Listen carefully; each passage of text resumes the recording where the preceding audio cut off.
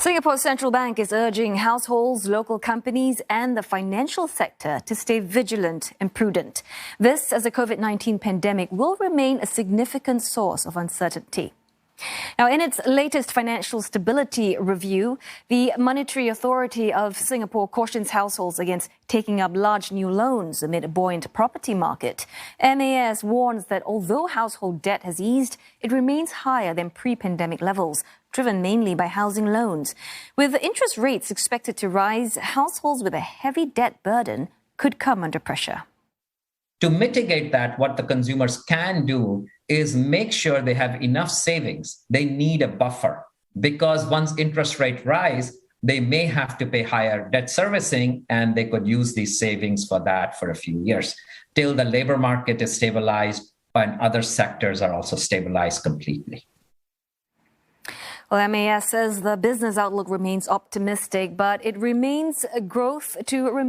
expects growth to remain uneven across sectors, especially with the emergence of new COVID-19 variants. Smaller firms are especially vulnerable due to their weaker cash buffers. They include those in the worst-hit F&B, construction and retail sectors. MAS notes that these firms would still need targeted government support.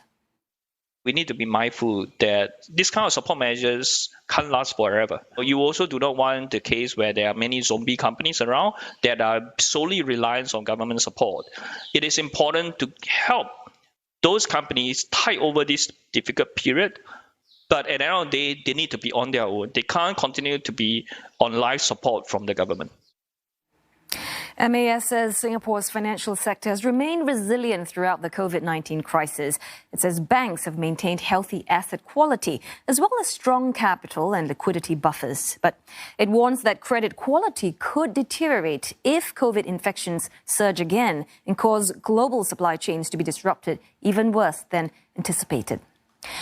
Well, globally, MAS highlights climate change as one of the emerging vulnerabilities for financial stability. It expects to see even more physical and transition risks appear as global efforts to transition to a low-carbon economy continue to gain traction.